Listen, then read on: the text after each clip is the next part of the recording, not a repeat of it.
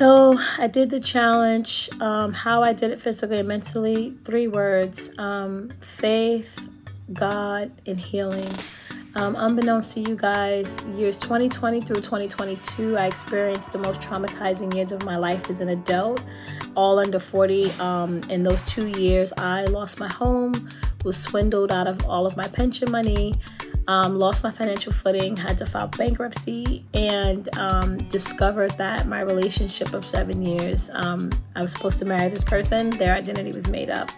So all those things happened and compounded drove me into a depression. Hello fam, and welcome to my channel. My name's Melissa Neal, and this channel is all about helping you if you're a woman over 40 or like me over 50 get in incredible shape. And Ebony McIntosh has made real inroads by taking part in my 8-week challenge. And when you hear the rest of the story, I'm sure you agree that she is an absolute inspiration. Ebony bagged herself $2,000. She's going to be entered into the draw to win $20,000 right at the end of 2024. So I'm really excited for her. What I loved about Ebony is she worked on the inside first before she started to address the outside. And I had a complete breakdown and became clinically depressed. And I overate myself, 60 pounds obese. Like I became 60 pounds overweight through unhealthy eating. And just was eating myself into coma day after day. I spent the year after that just lost in grieving. And when I turned 40, I decided that I did not want to live in that kind of anguish and continue on like that. I saw my daughter scared for me. My dad was sad for me, and it ate me up inside. And so with a little bit of faith and a little bit of love that I had left that I knew was there somewhere underneath all of that, I decided to wake up and let the old version of me die so that I can rebuild my life and be who I'm supposed to be. I went to therapy. I did the shadow work first. I wanted to heal from an intrinsic place, not just externally. I didn't want to physically look good and internally feel bad. I knew that if I did the work internally first, it would allow for a better, more lasting and authentic external healing process. So this challenge to me is simply put, the physical and outward representation of the love that I poured into myself to heal. I'm very thankful. I'm very grateful. And I don't plan on looking back. I would love to continue with the program. So Ebony has continued on with the program, and if you'd love to get an update on Ebony's story after the 8-week transformation challenge, let me know in the comments. When we had our live winner announcement, Ebony explained a bit more about how she approached the challenge, which I really want to share with you because I think it's going to help a lot of other people. Let's hear from Ebony. In 2023, I started working out before I found Melissa. But what happened was, because I was so adamant about being active in my old self, I kept jumping into these 20-year-old crash out workouts thinking I could just go back to working out the way I used to. Total disaster. Maybe 2 weeks tops, I'm in pain, knees hurt, I'm swollen. And I'm like, what is going on? Why can't I work out anymore? Have I lost my ability to work out? So that also, looking in the mirror, seeing my stomach big, like it was a whole lot. And then an older friend of mine follows Melissa. And the beauty of social media now is sometimes when they love stuff, it shows up in your feed.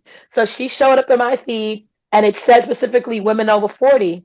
And I was like, okay, I've tried all these workouts. I have this whole home gym at home.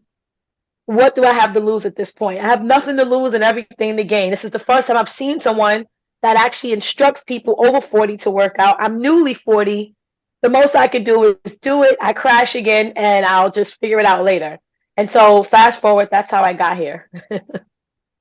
That is amazing. And I love the story of how you fixed yourself on the inside first, because I think people try to do it the other way round, including me, to be honest. I started trying to fix the outside first, and it's a sort of classic mistake we make. And so that kind of self-love thing is really, really helpful for other people when you're, and just, admitting that you're overeating is the first step, isn't it? It's kind of admitting, oh, actually, I'm eating too much, so I need to kind of look at this. And you looked at all the ways of addressing it mentally, because a lot of it is, and we've actually got someone on Monday coming to talk to my Strong Women Club on Monday, called Erica Flint, and she does all this sort of thing. And what she says is that mostly it's about trauma.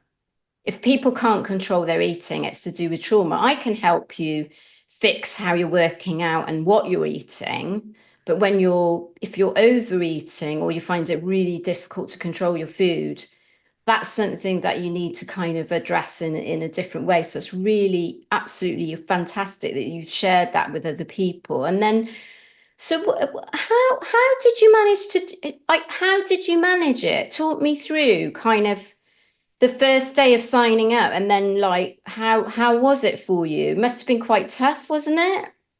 Um, yeah, yes, but so I always knew, like, even when I was going through like the depressive state, I kind of knew, like, I would literally get up every day out of my bedroom in my old place and be like, okay, today is the day I'm gonna try again.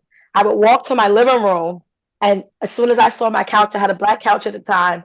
That was like my enabler. I would go right to the couch. So I never made it anywhere. In my mind, the goal was to get out the bed and start a new day, right? To the point where I threw the couch out. I just threw the couch out. I said, if I got to stand up in the living room to not lean on this couch, I have to do something. So I tell you that piece to say, the question was always, you're going to get up someday. You know this, but you just don't know when. This is new. You've never hit this kind of low before. You're going to get up. So anytime I decide to take on something new, my brain approaches is that I've already won. I've already done the thing. And this is why I've even committed to it in the beginning. So I actually started out very excited, no matter what. I didn't know if I was going to win, fail, but I came with 100% mental energy, because it really is the mind first and everything follows. And that's exactly how I approached the challenge. I have to tell you, the workouts in the 8-week challenge, they're not for the light-hearted. So Ebony did extremely well. She was lifting weights 4 times a week, and then doing HIIT cardio, which was gradually tapered up during the challenge. To complement that, she also ate from my meal plan, which is a high protein meal plan. It's not a starvation diet.